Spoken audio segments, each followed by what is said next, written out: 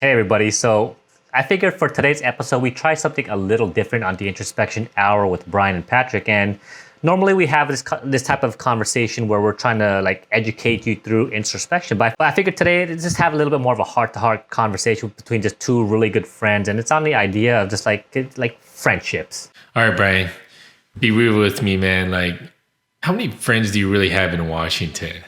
There's people that there's people that's friends because I don't know, man. I was thinking about it, and I actually don't have that many friends, right? Or whatever way people describe friends, define friends. Dude, I've been living here almost 3 years now. God, I can't believe it, and it sucks to be honest. I feel like there's actually this weird thing. I don't know if you've heard of it. It's called the Seattle Freeze. Are you familiar with that at all?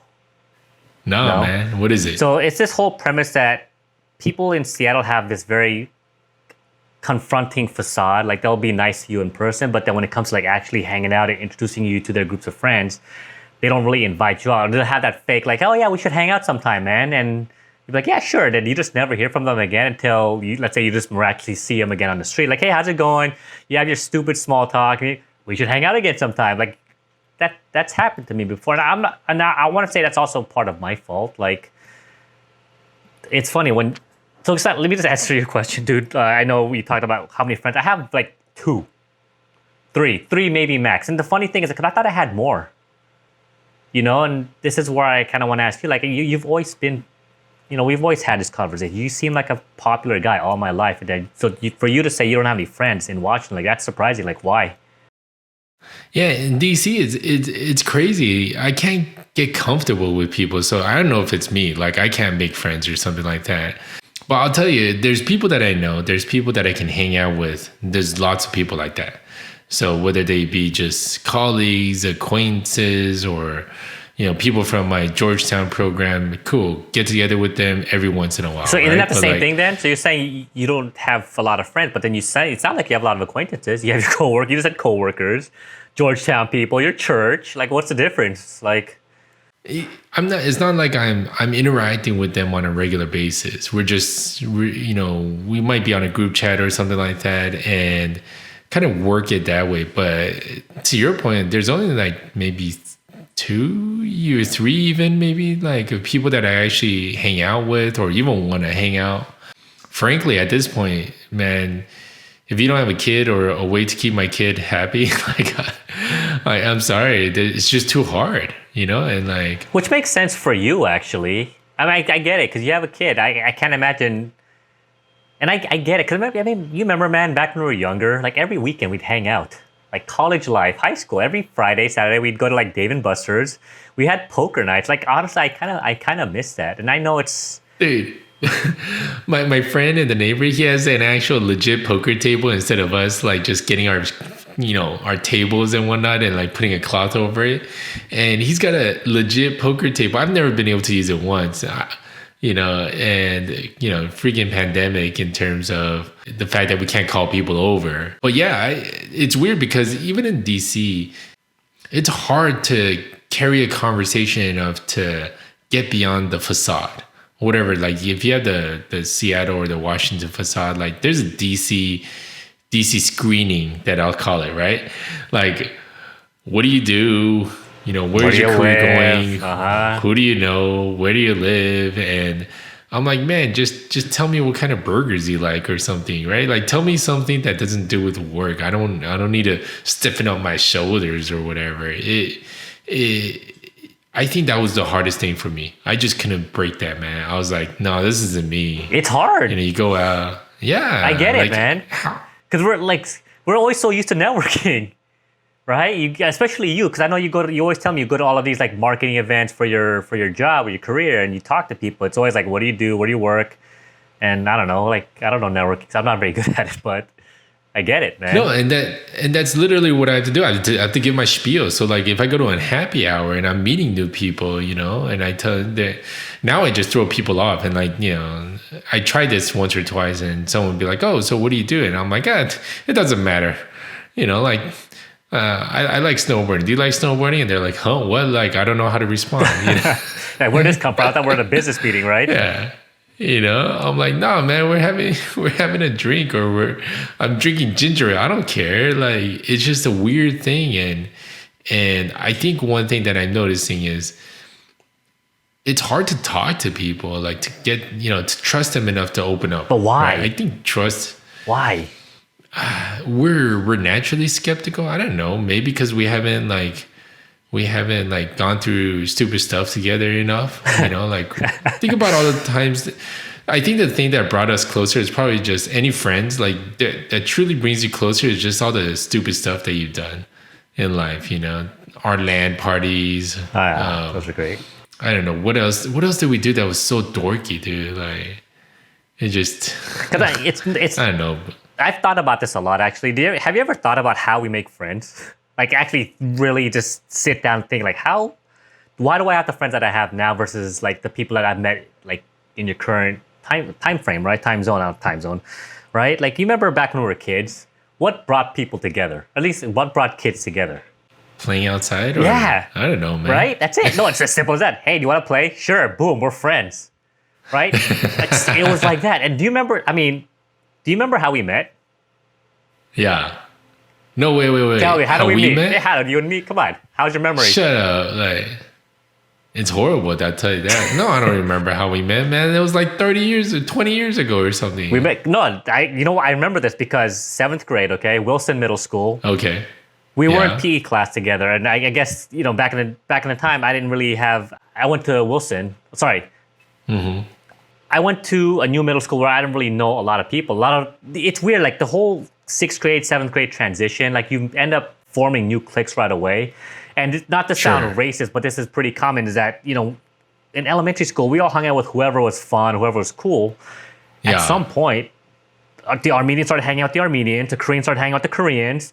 White people, you know what I mean? It started segregating to their For sure. own. I guess because people are trying to find their own. And Wilson did not have a lot of Chinese people, dude. Yeah. Right? Yeah. And so obviously, same thing. I went to you because you were like the only Asian guy among like the other Asian people in PE class that was willing to talk to me. And then you asked me, hey man, you play basketball. Do you want to come join me and my friends? And that was the first time we actually met, dude.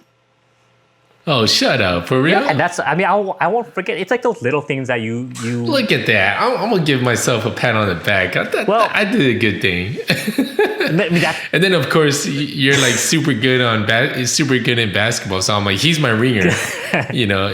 Always on Brian's team. Like, I do remember that though. Like, we used to, whenever we played, I would just make sure I'd be on your team. yeah. Just because you would make it so easy for me. So then I didn't have to do a lot of work. I just had to run, and then you do all the work. But because you're a lot better than I am. But wow, that's gnarly. I didn't even realize that. Dude, I remember a lot of like that because those things mean a lot to me. Because I mean, if you've heard from our previous podcast, like I put a high value in friendships in general, not just with you, but a lot of because friendships are like family to me. And then I just continue to think back. It's like. Like Nabiha, John, and like, why did certain people continue to stay within our lives and others just slowly faded away? Like, you remember James White? Yeah. Yeah, I mean, he was part of our we circle. used to hang out a lot. Yeah. Yeah. Right? Andrew. I'm trying to think of all the people we had in high school. And then, like, what? Like Chester, right? Jenny, Chester, Jennifer, Chester, and all these Chris, people. Like, yeah. why did we stay friends versus things just went away? I don't know. Like, I mean, I've thought about it. Although I think, one thing that I did think about is that the people that we stayed pretty close to is pretty much the people that we were really comfortable talking to each other, or at the least trusted each other. My dad used to tell me, Patrick, you really only have like one or two best friends in your life.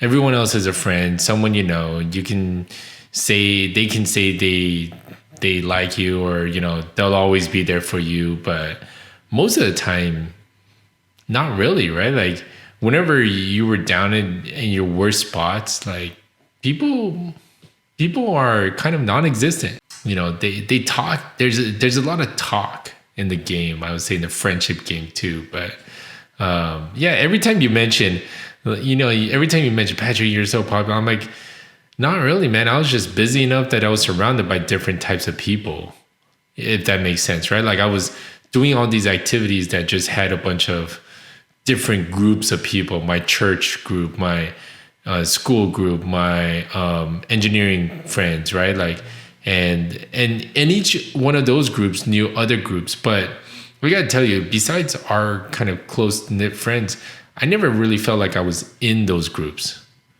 I was a part of them, but I wasn't in it, So I was getting the Seattle, what'd you call it? Seattle Freeze. The Seattle Freeze and the DC screening, Is that what it's really called? It's called DC screening, really? No, I made that up right now, man. I'm gonna copyright that right now. But I would say like they weren't mean to me. They weren't, but I could tell I just didn't click, right? Like all my church friends, I love them. They're great. Probably out of all of them, only one of them I really do see on a regular basis. And some of them I see, every so often, periodically. But if I ever went and, kind of called them up when I go to LA, can I have dinner and talk and catch up? Sure. I think most of it is just life changes. Life, me moving out just kind of made you go a little bit distant. But a lot of it, I don't even fault like it's a bad thing. I was happy and I'm glad they were in my life at that time in my life, if that makes sense. So, but all in all, like the people you talk to, it's only a couple of people. I don't think it ever was meant to be like this big circle of friends, it just, that wouldn't seem, it'd be too hard to manage. I'll tell you that. Imagine having to like call. So, okay, this is a serious topic, but then I just thought of it in a funny way. Okay. Like whenever you have your down moments, Brian, imagine having to call like 10 friends because they're your 10 best friends. Like how exhausting would that be?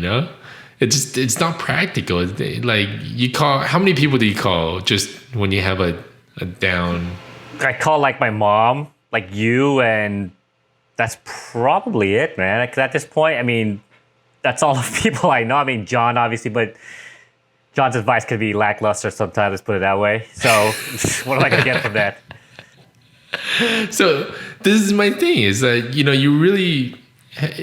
you're not going to call 10 people every time you have an issue. You're not going to expect 10 of your friends to come help you when you're down. You're going to expect that one or two or maybe 3 to 4 friends that you can totally depend on. Yeah. You know what it is actually? So, yeah. Like when you bring that up, because ever since, I think this is for me personally, right? Ever since I was younger, I always feel like the more friends you had, the more popular you were, and the more, I guess, cool. I guess you could say I'm still stuck in that cool mindset, right? I mean, I don't know how many people think of it this way. It's like the whole Facebook friends. I have 500 Facebook friends versus 1,000, right? And I always kind of felt like if I didn't have a certain number of friends that I was a loser, and I hated feeling like that. And I know I put that old label on myself, right? And that's so yeah, I compare you like, oh, Patrick's got something to do on the weekend. Here I am just at home doing nothing. Like no one's calling me to hang out. Like it makes you feel like a loser, honestly. And that's where I still have this limiting belief that if I don't have a lot of friends, that I'm just a loser. Like how do I get past that? It still sticks with me sometimes. It's not as bad, but occasionally it does, I don't know, man. Like, how do you get past that shit? Like, I would say just get past it. Thanks, man. Okay, sure. Just get past. How, sir? How can I get past it? It's obvious, like duh. Yeah. Coming from the guy who had everything supposedly, right? Like, all those friends, they all left me, so it's not like I have. I don't know if people ever left me. I look at it as there's only going to be a few people in life that get you. Everyone else is just going to be there for the ride. They're like part of your journey. They're stops. They're part of the sightseeing experience. So if you I look at life as this journey, and if you're able to kind of say to yourself, well, on this journey, I'm really going to only be able to depend on a few people to help me when I'm, going off the road or whatever, going the wrong path. There's only a few people I could really stand being in the car for however long, right? Like think about like the longest trip that you've ever had and think about who would you rather spend that time with, right? And so you've had some really long flights with people that I'm sure you would have loved to replace with, I don't know, maybe someone like me, one of your good friends compared to like whoever you went on that trip with. So I look at it that way. The number of friends is so artificial, man. It's fake. It's straight up like, if you go and you screen out my Facebook, I'm pretty sure we could reduce it by like 80%. At least.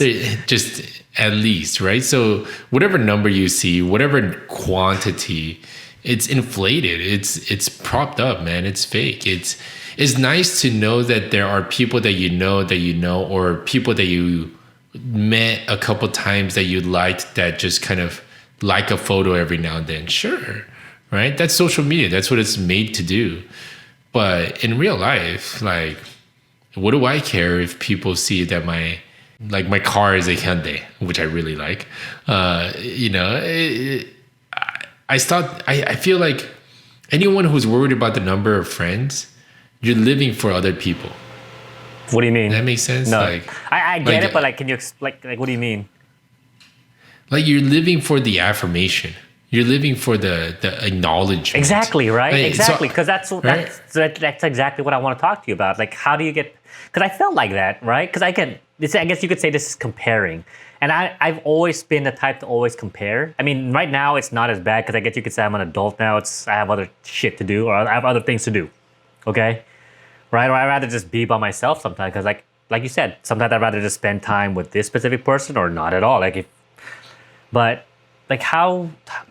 It's weird. Like self-worth is associated with how many likes, how many clicks, how many friends you have. And like, how do you really just, as a high school student, let's say, how do you deal with that? Like, what's the best way to get past how many friends you have? So this has changed. Ever since I had my daughter, I started thinking about what do I really teach her? What do I prepare her for? And what I realized is not how fast she can read, how many numbers she can multiply and stuff like that. The academics is not it. It's actually the values. What do you hold true to yourself? Are you doing something for other people, right? For acknowledgement, for accomplishment or something like that. And in my career, there are a lot of things that I do for other people, right? And it's just the nature of job and work.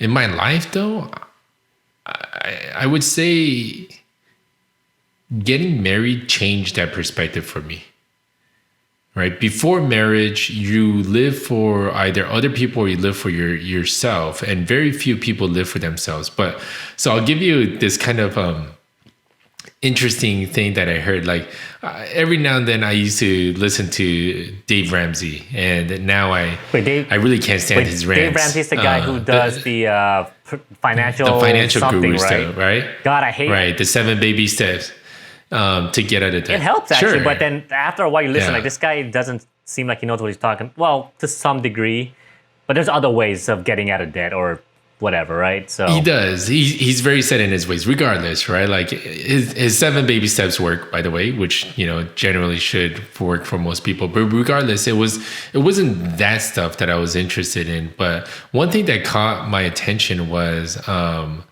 he was answering some caller about a house and how much house can you afford and what you want in the house. And he said something that was really interesting, which is like he knew someone who bought a house with a weird quirk in it. Like this person just wanted some weird thing, and most people would have been like, man, I would never want that in my house. What would people think? And blah, blah, blah, blah. And that person who bought the house, which was a friend of Dave Ramsey, I think, said to Dave, well, I didn't buy the house for other people. I bought it for me. I don't care what people think when they come. If they don't like it, then don't come back to my house. I won't invite you. No problem. And I feel like that's the attitude we got to have with life, right? Like, what do you look like? And what do you do? Those are not as important as I'm, whether or not this is me. I don't know. So I will like preface everything by I think because of my Catholic faith and the retreats that I had to go to, I had to really think about who I was. Was I doing things for other people and for that, that affirmation, that praise and stuff? Or was I doing it because this is genuinely me? It's like the cliche, would you ever help someone? Do you really help people? Have you ever really bought lunch for a homeless person on the street instead of just giving scraps, like a full meal randomly? And, all the time that you knew me, Brian, I think it was like one or two, first or second year in DC, I was coming to this realization that like, I never really did that.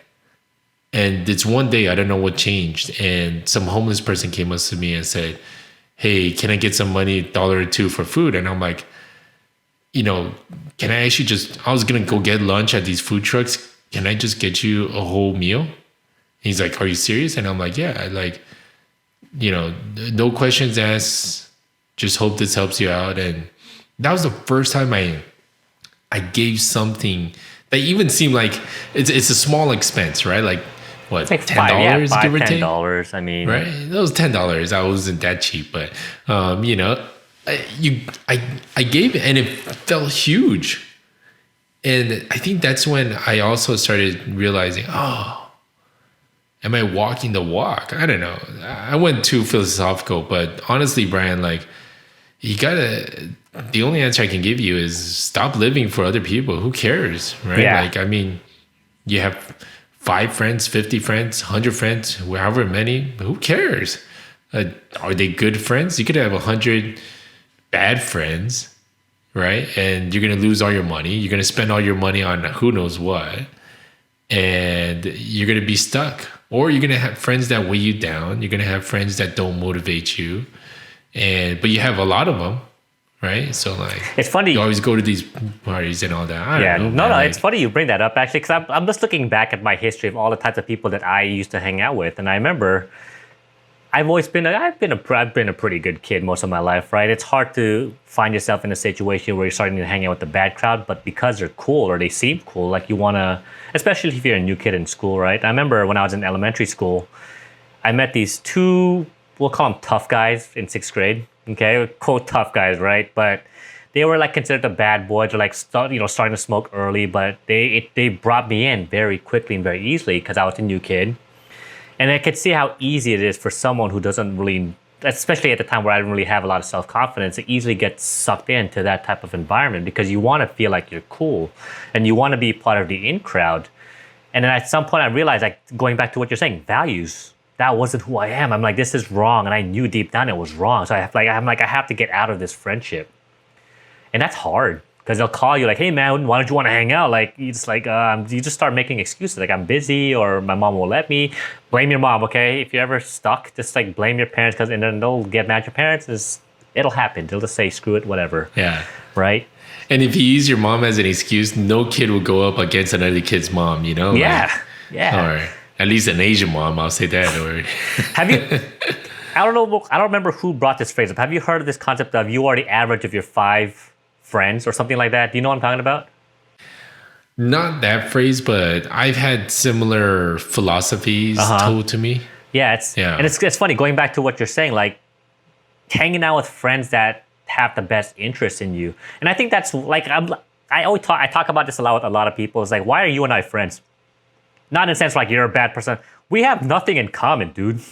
Other than snowboarding, and because we went to like Clark Magnet High School, like I feel like if I were to meet you now, I mean, it's not to bring you down, not to bring me down, but it's like if I were to meet you now, I feel like we wouldn't be as close as we are now because we don't really have anything in common. Which, you know what? That's it. Just we're gonna cancel the entire series. Brian just said he's not. But I mean, you know what I mean? Like if I met you at a park, hey Pat, I'm just new here. Like, what brings us together? You don't play video games. You don't really like basketball. You have a family. I'm single, or somewhat single, and it's like, what brings us together, right? Yeah, I think what you're hitting on though is the difference between when we were kids versus when we're adults, right? Like Sure. as an adult, if you meet someone and yeah, if you and I were to meet and we didn't know each other, it'd be so hard for me to like trust you around my family, right? And it's weird because I have to be protective of not only, my wife, but also my daughter and you don't know what that entails. And there's so many and it's a weird situation as an adult. You're at the park, just walking along. I say hi, you say hi, and you're like, oh, hey, what are you doing? And like all of a sudden you're caught, Hey, what the heck's this guy you're doing? putting up conversation, and I watch a lot of crime drama. So that means, are you a spy? Why do you want to talk to me? And weird things go through your head, right? Like it's legit. But I think as an adult, that makes different. It's a weird phenomenon that happens. When we're younger, it's easier. There's no icebreakers. There's no barriers, so to speak. But as an adult, it wouldn't be. It would be pretty weird. I would say we are friends because we are friends just from our experiences. And as much as like, if you put it on paper, what do you like versus what do I like? Yeah, there might not be that many, but yeah, as cliche as it sounds, we just click. We get each other. We understand each other. We can talk to each other. I think that's the other thing is that, there are certain people that I've met, I would consider them friends, but I can't talk to them. It's harder. And, it's a different conversation. Like I always have to think about something smart or witty. I have to say in front of them. It's exhausting. So you're saying you're not really being your true self when you're hanging around these people. You feel like you have to kind of have a little bit of an act. Is that what you're saying? I think it's because we're limited. We're limited to what we talk to that person about because of what you think you and the other person like about each other or have similarities, right? Like, I don't know why, but as an adult, when you find things that you are similar in friendship, that's what you end up talking about the most, but you don't talk about the differences, which is actually where you learn about the other person. Right. And so it's a weird thing that happens, but yeah, to bring it back down to earth, man, no matter what you see in social media, in real life, I have the same amount of friends as you do. Yeah. Yeah. Like you've achieved it. You always wanted to, like, I want as many friends as Patrick has. Okay, you got it. We're at about 5, Yeah, I mean, as long as you're saying they're good quality friends, like it's really important to have good quality friends. And I remember there was a story when I was in Cal Poly Pomona. This was when I was like 22, 23, I was like a late senior, like super senior, whatever you want to call it. I was having I don't want to call it a crisis. I have cried a lot of crises, okay? You know that by now. Yeah. And I brought up the whole concept of like I counselor, like I don't remember exactly how the conversation went, but I'm like, I feel like I don't have a lot of friends. And it's interesting that the counselor, instead of trying to console me and like, it's going to be okay, this is what you got, she actually mentioned something really interesting, and to this day has stuck with me, is that you think you don't have a lot of friends now, wait till you get to your 30s and 40s. And going back to what you're saying, you don't have a lot of friends now. I mean, not to say a lot, but just your friendship circle has completely been more prioritized. Let's put it a better word, prioritized, right? It's smaller. Same thing for me. I'm in my 36, you're 37 or whatever. Like, it's true, man. So going back to what you're saying, if we were to meet as adults, how can adults make friends? And that's actually a pretty common question. If you Google it, how to make friends as an adult, that's like, it's a very popular trend because a lot of people are just, they don't know, man. Like you said, you're wary of strangers. Yeah. This is what I do. And everyone should have their own screening, their own barrier, right? You gotta weed out the people that are just gonna drag you down in life, especially as an adult. Just make you do things that you don't want to do. And I think this is why I latch onto values a lot. So what I end up doing for the most part is, can I talk to this person about anything else besides the 1 or 2 similarities that we have, right? And just laugh, how easy is it to laugh with that person? So it's a laugh test, honestly. Like, I don't mind what beliefs, what drives you have, what your thinking is of me. Can we laugh about it, right? And so, like, through work, I meet a lot of colleagues, I meet a lot of people in the industry and things like that. Not a lot, but like enough. It's part of my job. I go out and I network and I meet new people. The ones that I've ended up developing relationships with that I can consider a friend, and just whenever we call, whenever we see each other, besides work stuff, like we just joke around. There's only a handful of people in that too. Everyone else it's great to see them. I'd love to hear their thoughts. It's more work related. But the non-work related, there's certain people I just can't have any conversation with. It's just too hard. And there's others that have opened up, there's a trust, but it's a laugh test, man. Like how easy can you laugh with that person? Because my wife Lena, she would, when we got together, in LA and before we moved out and everything, and we're hanging out, she really didn't understand what we were laughing about so much. And she's like, Patrick, none of that stuff is even funny. I don't know why you and your friends laugh so much at like these stupid jokes or whatever. And so I have a laugh test. If I can't laugh with you, if I can't even crack a joke, be sarcastic or be, whatever, then you're not a bad person. I'm not a bad person. It just means I'm not going to be as close of a friend compared to maybe just an acquaintance or someone you don't mind if they're hanging out with you, right? Like, so that's kind of what I do. I don't know. Like, do you have any tips or tricks of how to make friends as an adult? Yeah, actually, because this is something that I was going through before COVID, right? I was trying to reinvent myself and trying to find ways to beat the loneliness, right? I know we've talked about this in our first or one of those episodes. And actually, it's just funny. It's a little sidetrack. I'm listening to an audiobook right now. It's called The Social Skills Guide, which actually talks about how to make friends. And it breaks it down really, really well. And when you think about it that way, you're like, that does kind of make sense. It's kind of like what you were saying. Can I laugh with this person? Can I connect with this person? Or is this person just going to be an acquaintance? Right? And like for me, I swear to God, like it's almost like when you're trying to find close friends or like, the next best friend, if you want to call it that. It's almost like finding a partner in life or like a girlfriend or a boyfriend, because it's almost harder sometimes, right? Without coming off as, anyways, you know what I mean? And I think like right now I have, I guess you could say, one friend that I still talk to. We haven't seen each other because he's scared of COVID and he doesn't want to, he's taking the precautionary route, but he's from California. Maybe it's just a California thing. We're just very easy to get along with. Right. It is a California thing. It is a California thing. When I came to DC and I met more people from California, man, the conversations were easier and they're cool. They were, and like if I met them again, we totally just hit it off again. But then like the non-California, even I'll go as far as saying all Californians, but particularly SoCal. Anyone that was from SoCal, dude, you just automatically you can jive with, right? Like anyway, so yeah, I did, but I did ask him at one point, like, hey, like, why did I don't want to use the word why did you pick me? Because we met up at a meetup group, right? We were playing a board game night or as a board game event, and we exchanged numbers. It was just me and him, not anybody else. And I asked him like, hey, how did you and I end up becoming like friends, or somewhat more than slightly better friends? Because he invited me last year to his Christmas party, which was nice, right? I was alone. He knew that.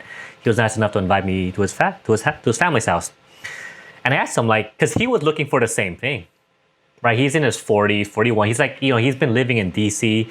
Again, like you, he's got acquaintances, but he doesn't have people he could just grab a beer with and talk about how Lakers suck. He's a Laker fan, by the way, so I'm making fun of him.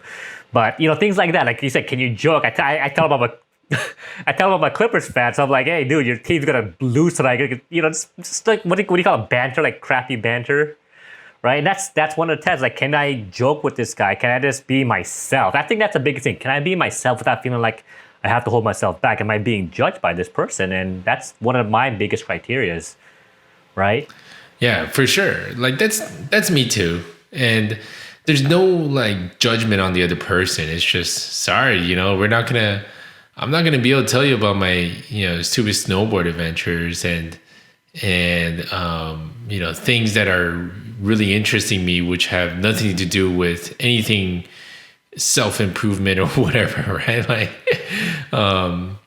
it's weird things that like I get interested in these days. And if I can't talk to you about it, it is, but you said something that's right. Finding a true best friend, someone you click with, is like finding a partner, a significant other. It's you got to get to that person. You got to get to that level of trust.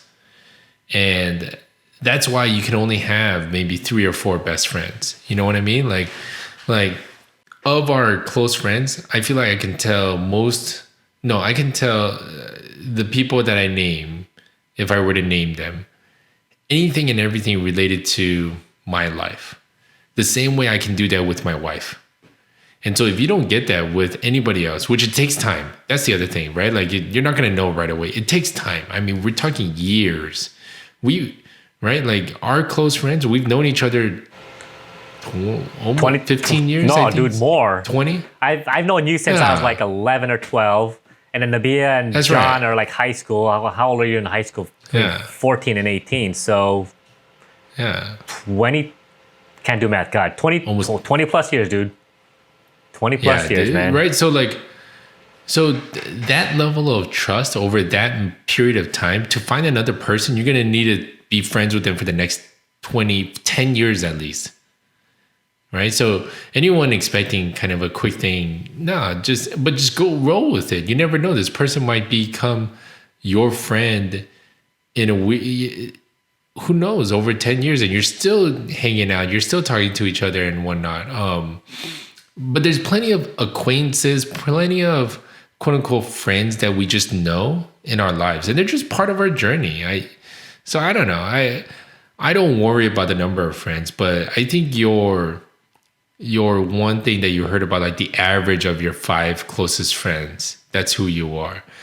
And if you are surrounded by good friends, you're gonna have a pretty happy life. There's nothing to, right? So that's what I would say is how you know if you have enough friends or not. But I go back to my dad, like he goes, you really only have like 1 or 2 best friends in your life. People that you call on your worst day, and they're gonna drop everything and do what you need help with, right? They're gonna go out of their ways to help you out. There was a guy, Jason, that I knew in high school that I went fishing with him every other weekend. Yeah, I remember. Yeah, right? I remember. We were pretty tight. As soon as college hit, like we I think even we somehow, some way we split. Like I don't even know where he is right now. Like, but I can tell you, man, those memories, they're solid. In terms of, I had some crazy memories with him, and if I ever see him again, I'd love that, right? Did we stay in touch? No. At that time in my life, he was a really good friend of mine, right? Like he would do things for me, and I would try to do things for him. So you have those people who come into your life at a certain stage in life that will be with you, and they'll be the equivalent of a best friend, but you lose touch with them. There's nothing wrong with that. He's probably doing great. I hope he is. And so, but sometimes I miss him, but like we had a lot of fun fishing expeditions together. And we did a lot of, I mean, he pretty much saved my life once. I was so tired coming home because we did an overnight fishing thing, and then we're leaving in the morning. And then if you go overnight, you don't have to technically have a fishing license, or the rangers are not there and stuff. But anyways, we were just, whatever. And so driving early in the morning, and I was so tired that I started falling asleep at the wheel while I was driving on the freeway. And he literally went side to side on the freeway to stop the other cars, and then kept honking and kept calling me. And then I finally woke myself back up. I think we were going, I don't know how far we traveled, but I must have been I was like dozing off while I was driving.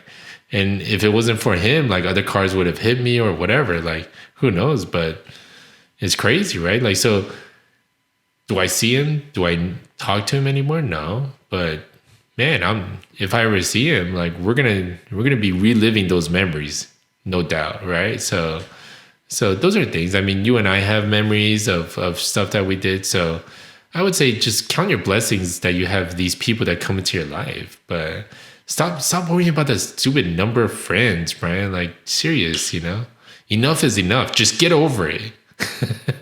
Yeah. So make sure you subscribe. Make sure you like our videos and join us again for another episode of the Introspection Hour with Brian and Patrick.